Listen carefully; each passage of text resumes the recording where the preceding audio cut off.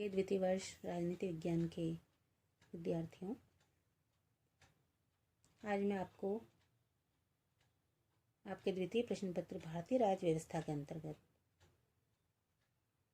बहुत ही महत्वपूर्ण विषय राज्यपाल के बारे में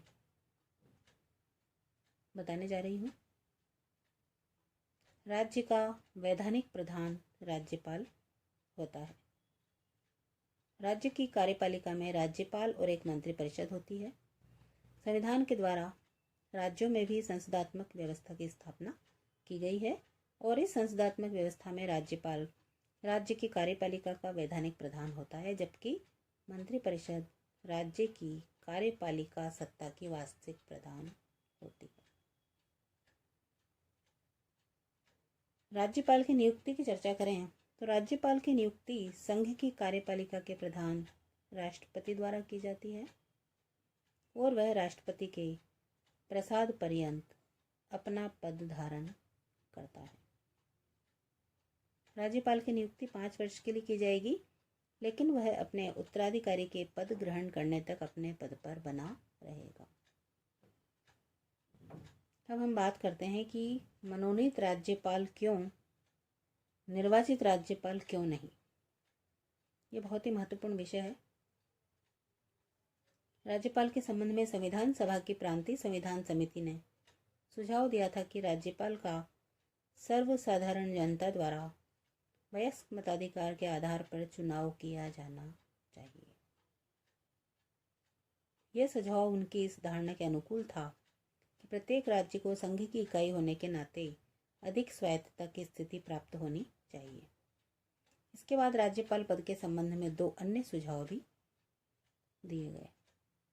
प्रथम, राज्य विधानमंडल के निम्न सदन या दोनों सदनों द्वारा आनुपातिक प्रतिनिधित्व के आधार पर राज्यपाल का निर्वाचन किया जाए।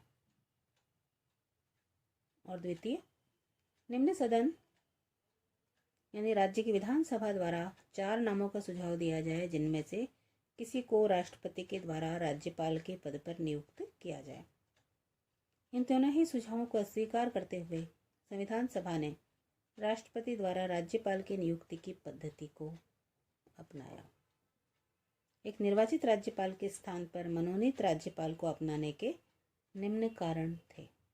पहला, संविधान में संघ और राज्यों के लिए संसदीय व्यवस्था को अपनाया गया था और एक निर्वाचित राज्यपाल तथा संसदीय शासन व्यवस्था परस्पर मेल नहीं खाते।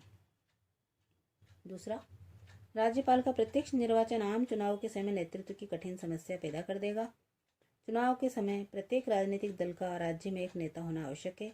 यह नेता कौन होगा, राज्यपाल या मुख्यमंत्री?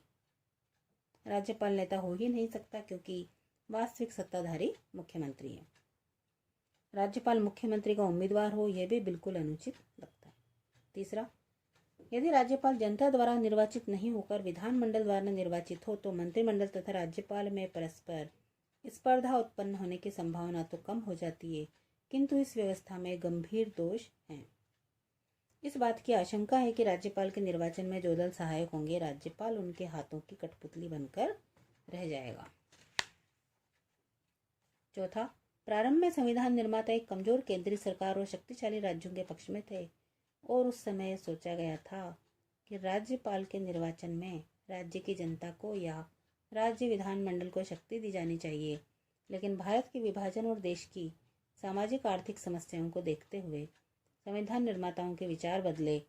अब उन्होंने सोचा कि केंद्रीय सरकार को पर्याप्त शक्तिशाली बनाने पर ही देश की स्वतंत्रता और अखंडता की रक्षा संभव हो सकती है। पांचवा, संविधान सभा के कुछ सदस्यों ने सुझाव दिया था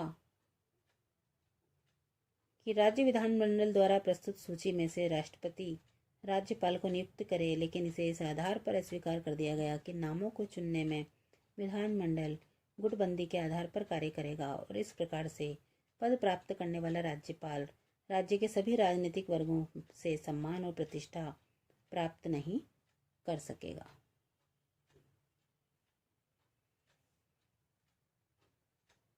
छठा बिंदु, राज्य की राजनीतिक स्थिति में राज्यपाल की भूमिका एक स्वतंत्र और निष्पक्ष मध्यस्थ निर्णायक की है। यदि राज्यपाल को जनता या विधानमंडल द्वारा निर्वाचित किया जाता तो संभावना इस बात की है कि राज्यपाल उसी राज्य का निवासी होता और इस बात की बहुत अधिक आशंका थी कि ऐसा राज्यपाल खुद भी दलबंदी और गुटबंदी का शिकार हो जाता। इस प्रकार से राज्यपाल की नियुक्ति के संबंध में कनाडा के संविधान का अनुसरण किया गया, जहां राज्यपाल की नियुक्ति गवर्नर जनरल के द्वारा होती है। धन्यवाद।